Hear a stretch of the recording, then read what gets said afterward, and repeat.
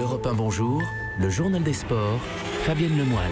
Et le retour de Jérôme Lacroix. Et toujours à la une ce matin, les footballeurs marseillais si près des étoiles. On s'en lasse pas. Il y a laissé quelques cordes vocales, l'ami Julien Froment. Folle soirée foot au Vélodrome. Vous avez pu la suivre en direct sur Europe 1. Alors là, on est à la 78e minute de ce Marseille-Paris Saint-Germain. Florian Thauvin pour l'OM donc marque le but du 2-1 en faveur de Marseille. Soulèvement provençal, stade incandescent qui entrevoit le rival Oni tombé pour la première fois de la saison. Mais 93e minute, douche froide, égalisation de l'attaquant uruguayen Cavani. Des Parisiens tombés peut-être dans le travers du complexe de supériorité, confession du jeune attaquant Kylian Mbappé. Je pense qu'on n'a pas mesuré peut-être l'importance de ce match. On n'a peut-être pas abordé le match de la même manière que les Marseillais, où c'était vraiment leur finale, le match de l'année où ils pouvaient se mettre les supporters dans la poche pour toute l'année.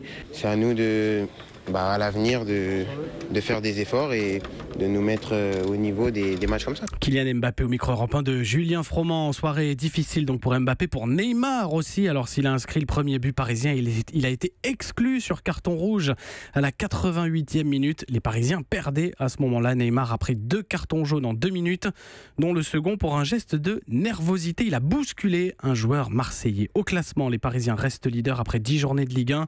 4 points d'avance sur Monaco, 6 sur Nantes. Les Marseillais sont 5e à 2 points du podium. Le mot sport du jour. Le patron, c'est Lewis Hamilton. Le pilote britannique s'est rapproché hier d'un 4e titre de champion du monde au volant de sa Formule 1 Mercedes. Il a remporté le Grand Prix d'Austin aux États-Unis devant son principal rival pour le titre, l'Allemand Vettel sur Ferrari, sur qui il compte 66 points d'avance ce matin au classement des pilotes. Alors Hamilton peut être sacré champion du monde dès dimanche à Mexico, antépénultième Grand Prix de l'année s'il finit dans les 5 premiers de la course. Comme c'est joliment dit. L'histoire du jour.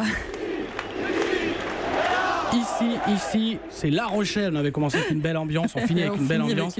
16 000 spectateurs hier soir au stade Marcel de Flandre pour l'un des exploits sportifs du week-end. Vraiment, les rugbymen rochelais n'en finissent plus d'étonner. Première participation de La Rochelle à la grande Coupe d'Europe dans leur histoire et 2e victoire hier en 2 rencontres. Et cette fois, c'était face à une référence continentale. Les Irlandais d'Ulster battus tout de même 41-17. Europe 1.